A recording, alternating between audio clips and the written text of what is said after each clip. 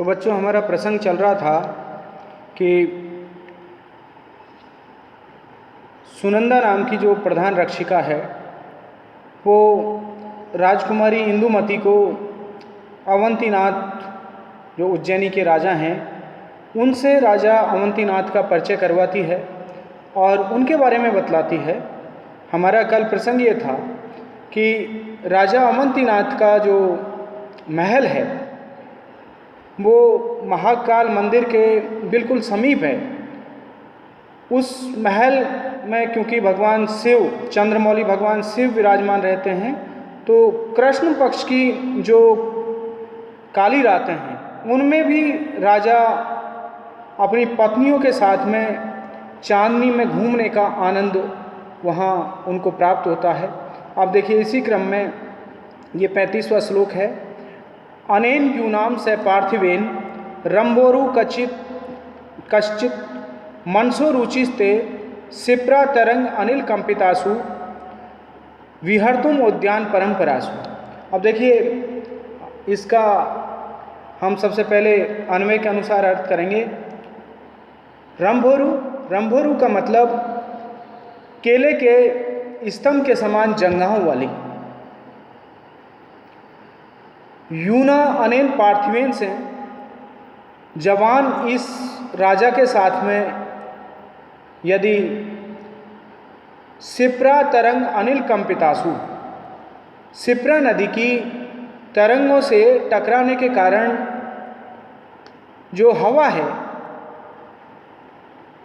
सिप्रा नदी की तरंगों से टकरा करके जो हवा चलती है उससे कंपायमान जो उद्यान परंपरासु, उद्यानों की, बगीचों की जो पंक्तियां हैं उनमें विहर्तुम ते मन से, यदि आपका विहार करने का वहाँ मन है तो मन से रुचि कश्चित, यदि आपकी उसमें अभिलाषा है तो निश्चित रूप से यदि अभिलाषा है तो फिर आप बताएं। इसके लिए वो कहती है सुनंदा कि आप इसमें स्वतंत्र हैं, आप इसका बखान कर सकती हैं, आप इस बात को बता सकती हैं।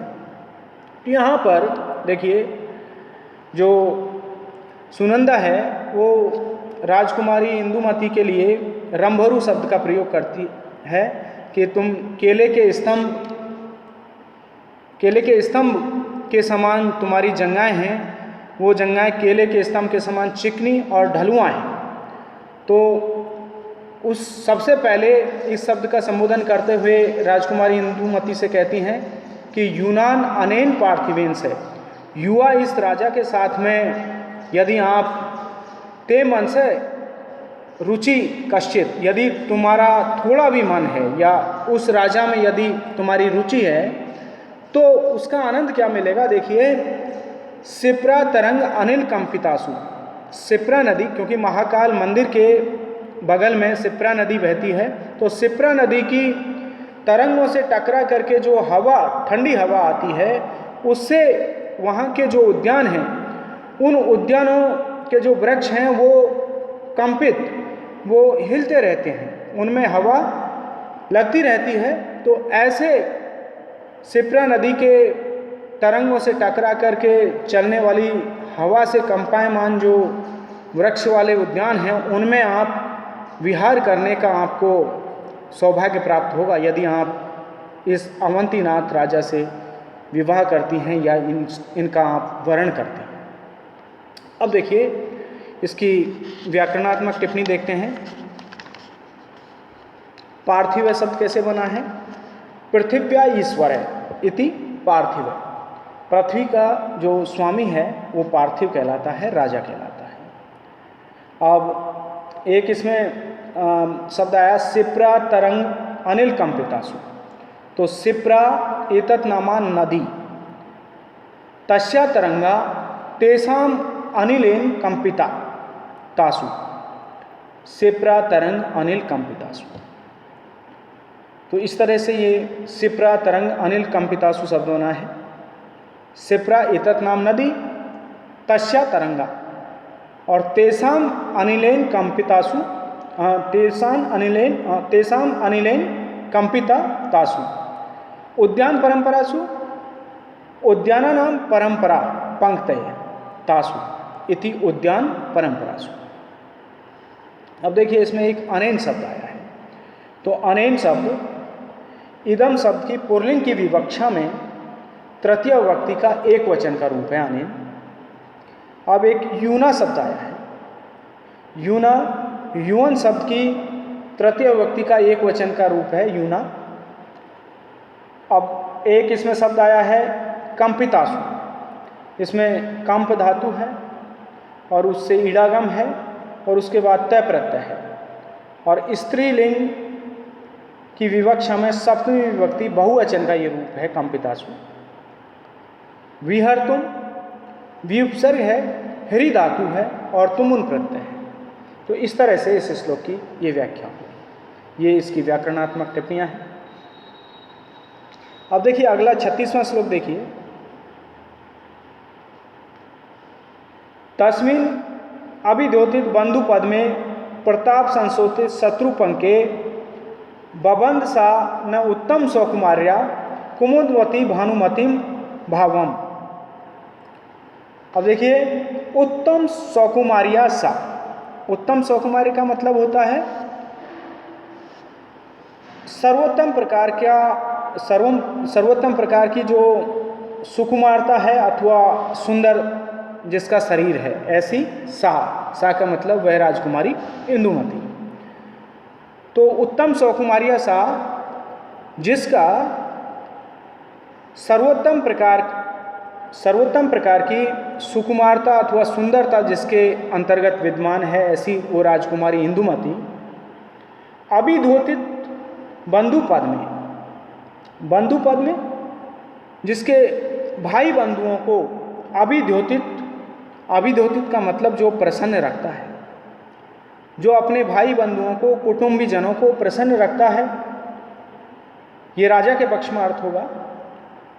प्रताप संशोधित शत्रुपंके, और अपने प्रताप के कारण, अपने शौर्य के कारण जो शत्रुपंके शोषित, समशोषित, तो शत्रु पक्ष को समशोषित का मतलब उसको नष्ट कर देता है, यानी जो अपने प्रताप के बल पे, अपने शौर्य के बल पे शत्रु पक्ष को पूरी तरह से नष्ट कर देते हैं।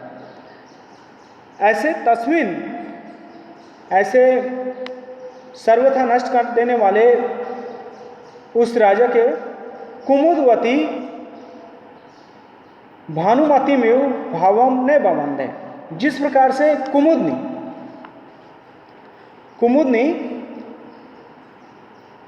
भानुमतिम चमकते हुए सूर्य में, भावम का मतलब अपने मन को अथवा अपने चित्त को न बबंधे, जिसने नहीं बांधा है, उसी प्रकार से वह राजकुमारी इंदुमती उस राजा अवंतीनाथ में अपने मन को नहीं बांधती है।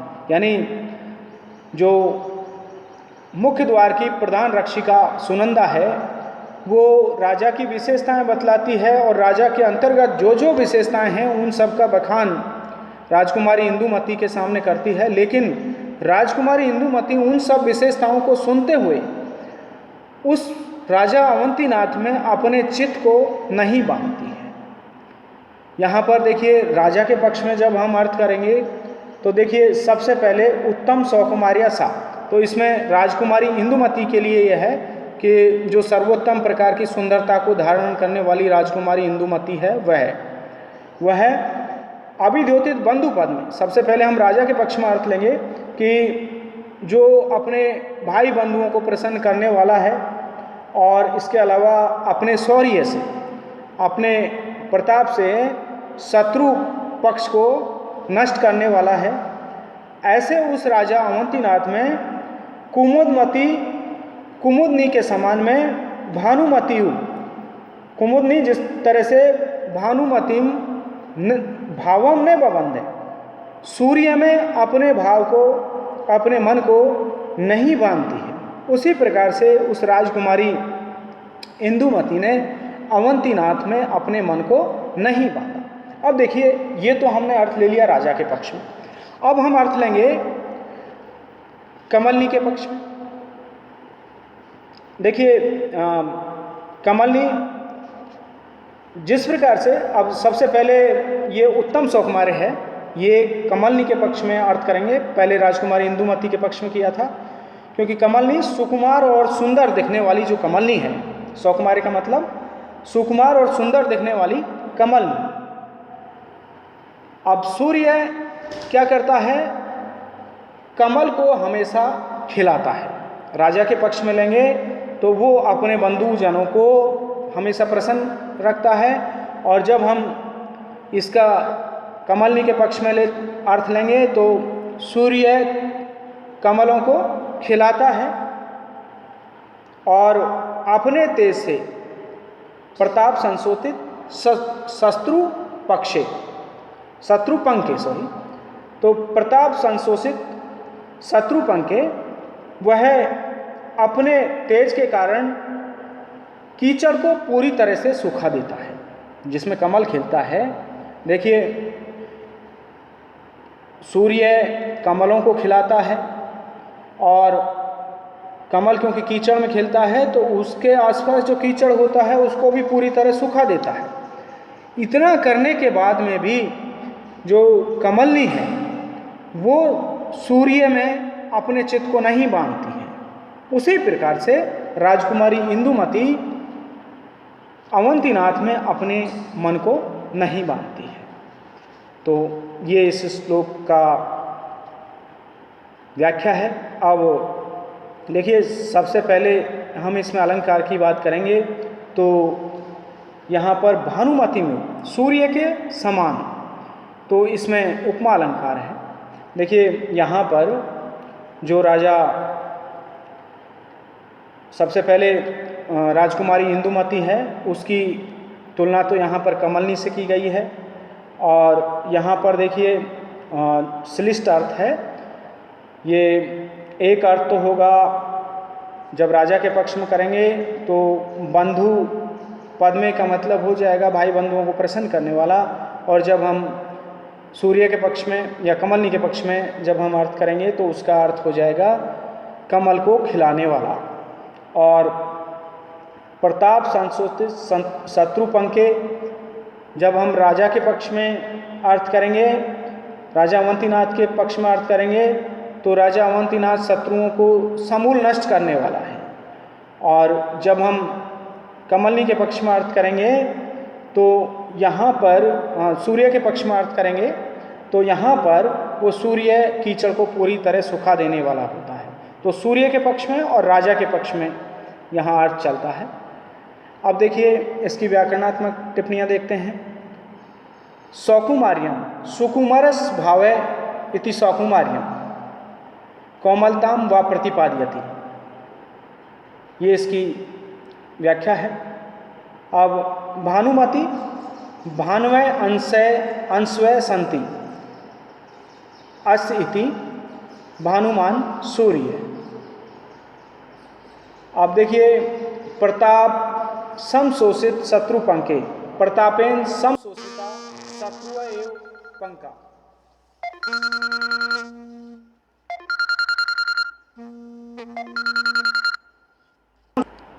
तो ये हो जाएगा। इसके बाद में देखिए तस्मिन शब्द आया है।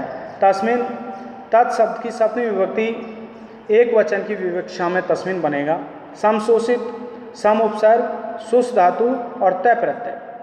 बबंध है, बंद धातु है, और यहाँ पर लिट लकार है, प्रथम पुरुष एक वचन का रूप है बबंध है। अब लिट लकार का प्रयोग परोक्ष भूत में किया जाता है। अब देखिए एक इसमें शब्द आया है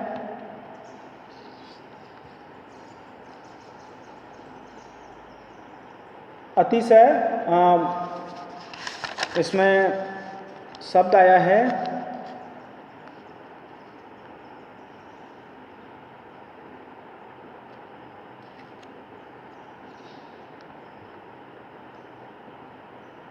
इस तरह से इसकी संपूर्ण व्याख्या है। धन्यवाद।